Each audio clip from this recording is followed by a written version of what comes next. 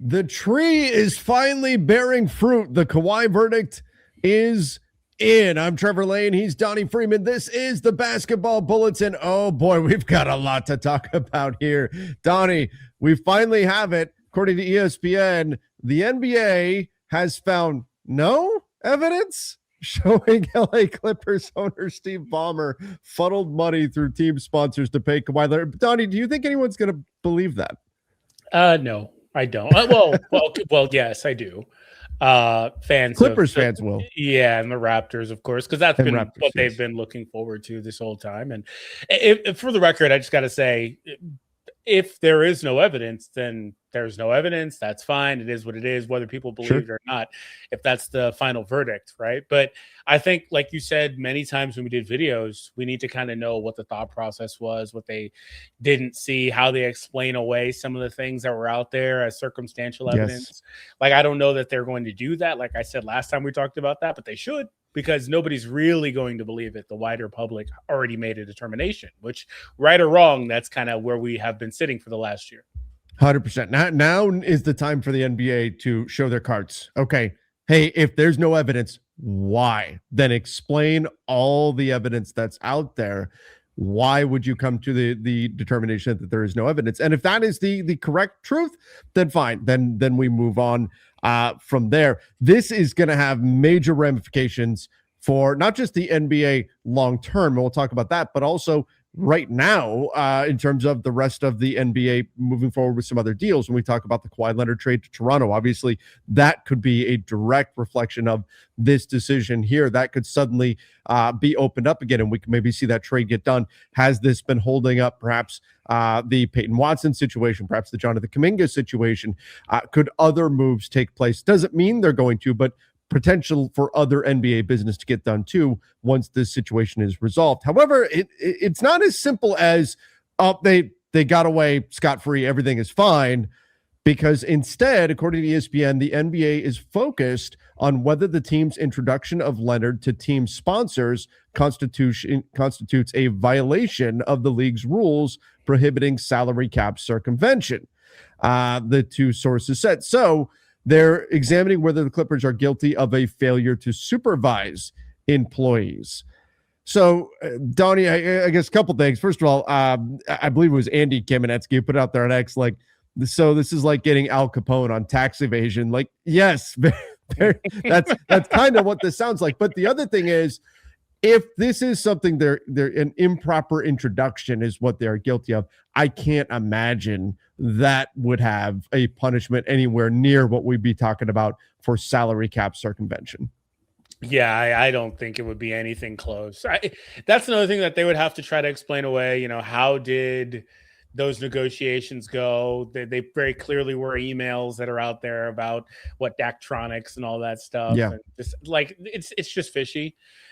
But I think that the timing on that one was kind of interesting. Like, when that all became public, the NBA had already known that was found in the investigation. But I kind of started to get the idea that maybe that'd be what really gets them nailed. But it wouldn't be, like you said, the punishment won't be anything even close to what this would have been.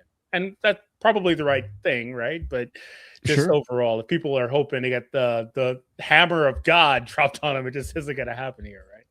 Yeah, if that's the way this is ultimately going to go, yeah, this is not, Mjolnir's not getting dropped on the Clippers for this. Now, that said, it's interesting the way this is being presented, that the league presented initial findings of the investigation to the Clippers in late July. In recent days, both sides have been negotiating a resolution to the investigation.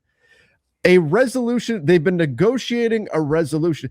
To me, that what are you negotiating exactly? Like, to me, that says there is some type of punishment that is probably, otherwise, if this is just, hey, we didn't find you guys did anything wrong, they would just say, okay, cool, and walk away. That would be the end of this.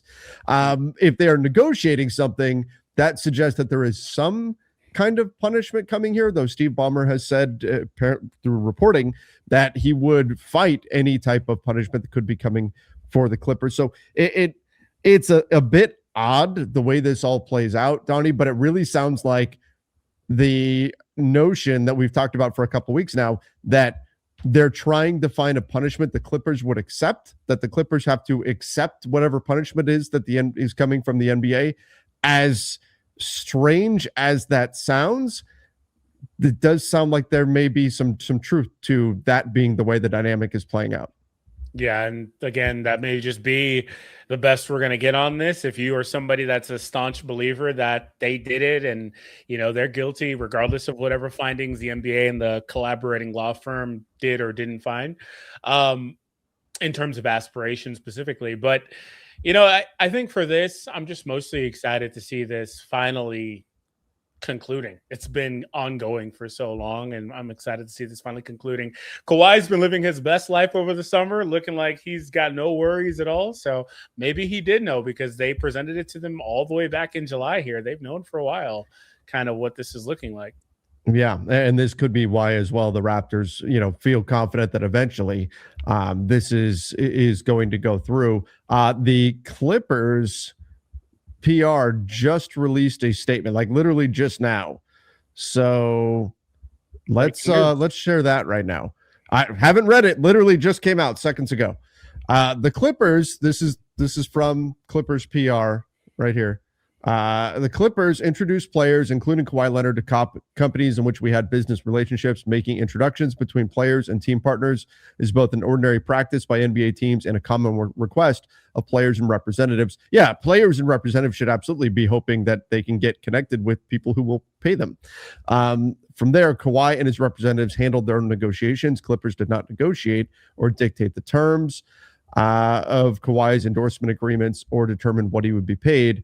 Our commercial relationships stood on their own merits. We chose sponsors, vendors, and other business partners based on normal business considerations, including the value they provided, the quality of their product and services, and their ability to meet our business needs. We did not overpay any vendor or provide any sponsor, vendor, or business partner with discounts or other favorable terms in order to funnel money to Kawhi. That's the Daktronics thing, Donnie.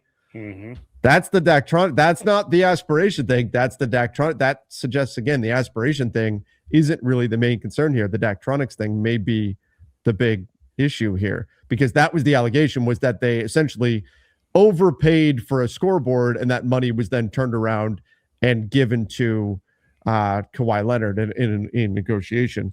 Yeah. There were those emails where it's like look like they're very actively collaborating to get that stuff done. Have you reached out to Kawhi Leonard and his representation, etc.?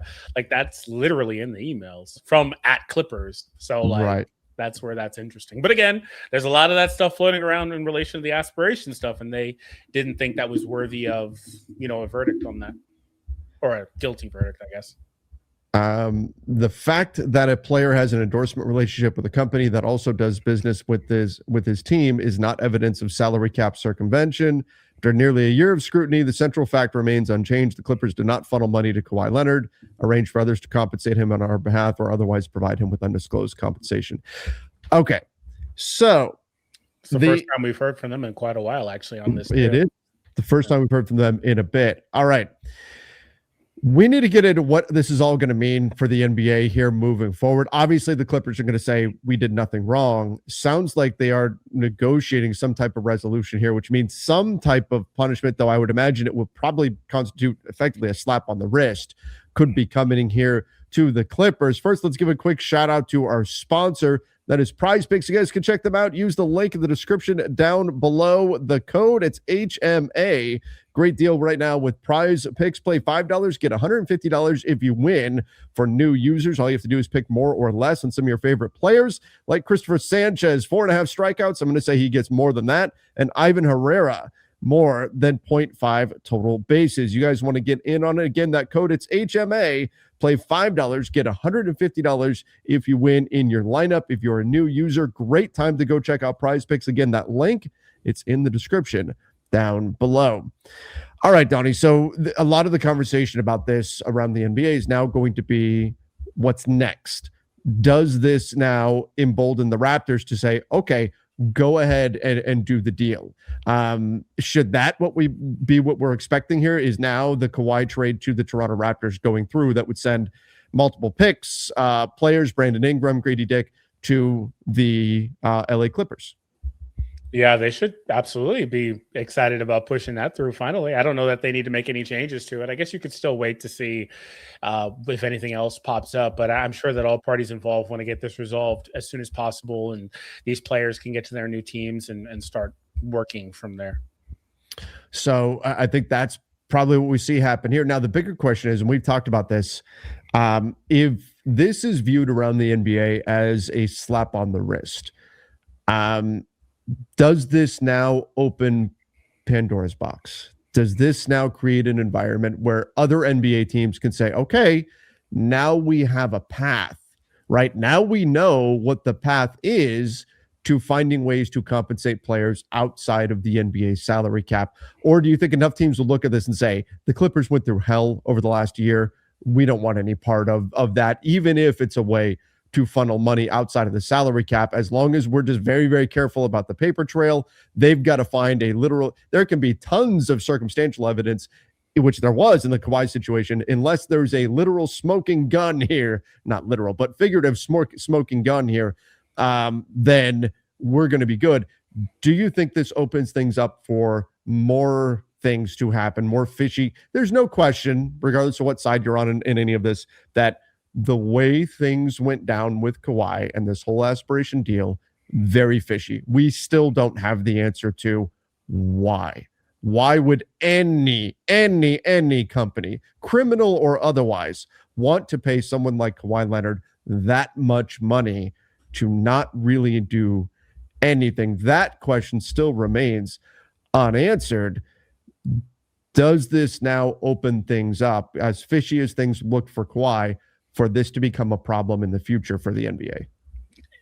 Firstly, can we actually do why not a literal smoking gun? Actually, I hope there's not.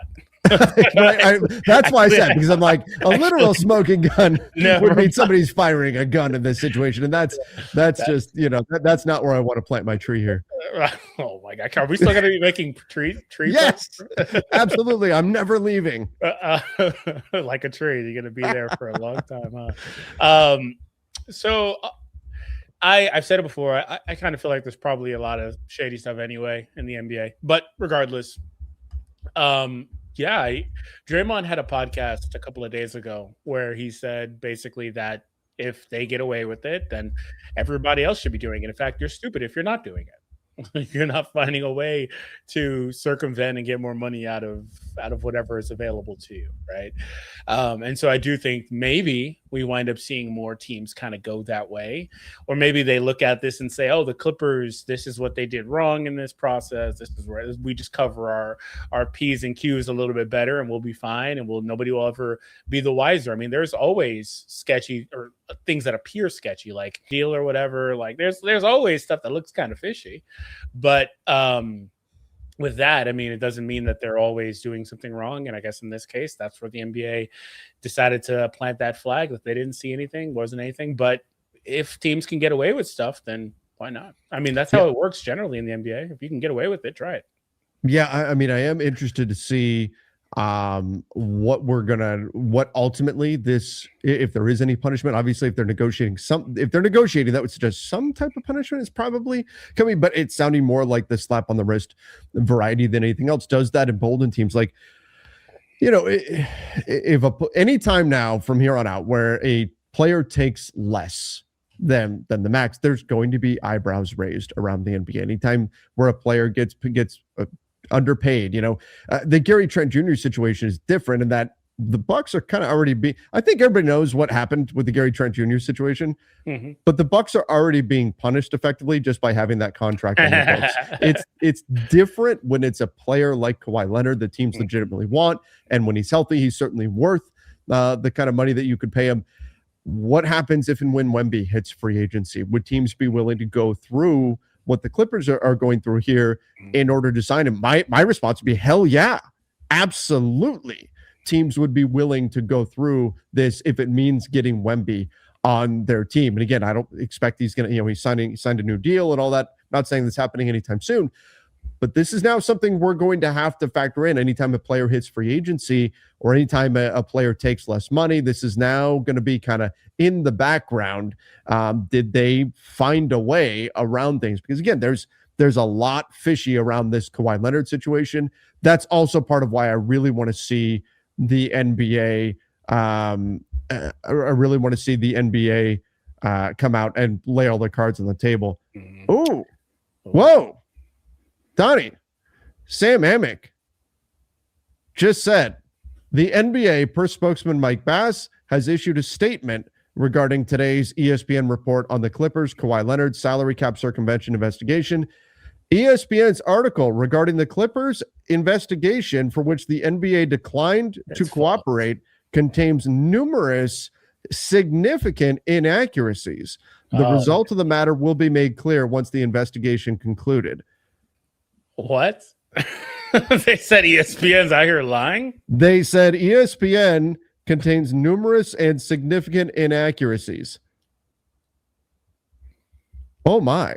Oh, this has gotten very messy. Well, okay. Donnie, here's how I take this. Do you remember way back in the day when Gordon Hayward was getting his deal done and it was done and then it's not? Mm-hmm. And then suddenly, like a little bit later, then Gordon Hayward himself officially announced it. Mm-hmm.